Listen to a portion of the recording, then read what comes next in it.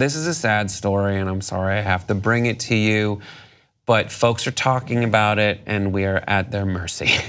There is a dog named Coquito. That's where this all starts. And a family who had Coquito, it was a little French bulldog. They were on a flight from Houston to New York. And according to the story that we've seen reported, it was in its little soft case. And the flight attendant said, we need to put that in the overhead bin.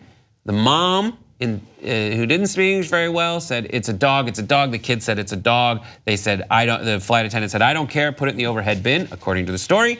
And they said they could hear its muffled barks and it died.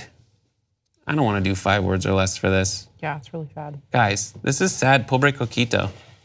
You said pobre Coquito? Pobre Coquito. Oh, you're so bilingual It's today. so sad. There's like, first of all, like, you never want to hear this, but then you start doing research about like how many animals die in transit. It's a lot. Right. It's nuts. United is leading the pack too. Yeah. 18 animals died in United's care last year. The numbers from the Department of Transportation show compared to 6 killed on all other US airlines.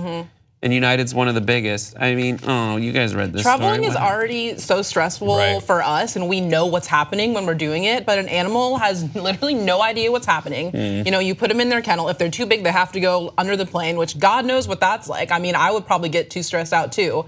But I would never like let my animal go in the underbelly of the plane ever. Like that just seems so stressful. The animal has no clue what's going on. Right.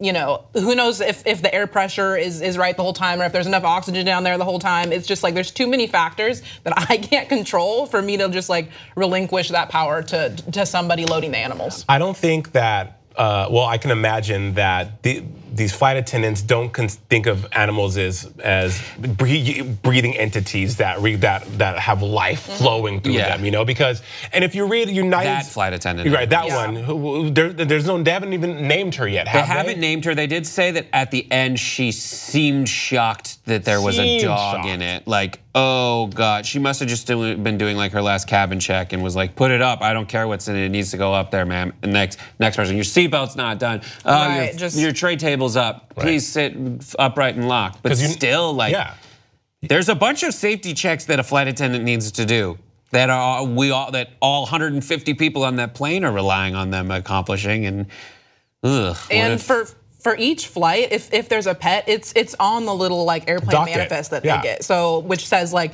this person is in this seat and if they have a pet, it's supposed to be marked on that thing. So before they even take off, they should have read that and known that. And I don't know why, you know, I mean, because there's obviously more than one flight attendant. I don't know why other flight attendants maybe didn't say anything.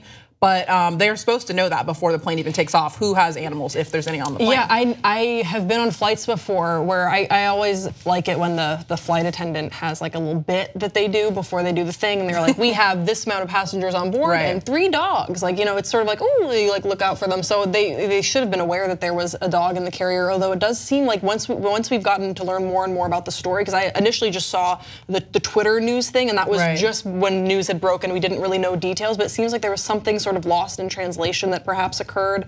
But dude, this is really sad every time. And you know this if you're a pet owner, you know that like when you hand over your little fur baby to the vet, to a friend, to your parent, anyone, it's an immense level of trust because you always feel like you know you bond with this animal, you have this connection, and you feel like you always will know what's best for them, but you trust certain people. And most of the time, fortunately, that trust is upheld. So you hand to a vet, they you know, oh, he has, you know, my dog Willie had an ear infection and they had to put some weird peanut butter looking gunk in his ears. And I just trusted that would make him feel better and not go deaf. And fortunately, he did feel better and he's not deaf. But so this situation, there's the breaking of trust, and there seems to have, you know, there's the loss of life, and she also had her kids with her. It just seems, I mean, you're explaining the death of a pet to your kids in an airport. Airports are stressful enough as it is. Like this whole thing is just this really tragic.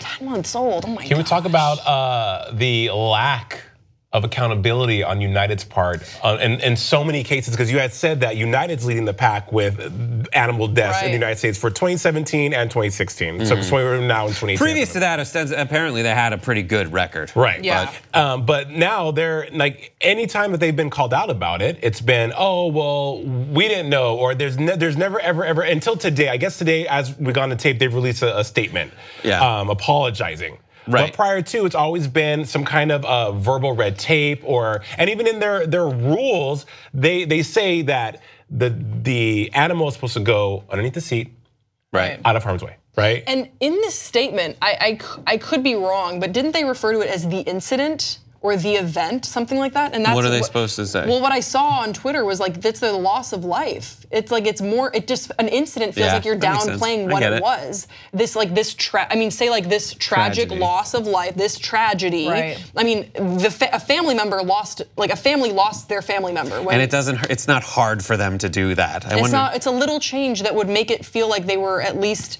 understanding the gravity of what occurred. I mean, it's. There was, go ahead. Heart. Oh, I was just gonna tell a little story. My mom actually had something, I guess not completely similar, but I don't know if you remember my mom's cat, Chico. We've had this cat, I mean, he recently passed away. He was 19 years old. He had moved from Washington to Florida and back to Washington. So on the way to Florida, my mom was flying United, and he had to go under the plane.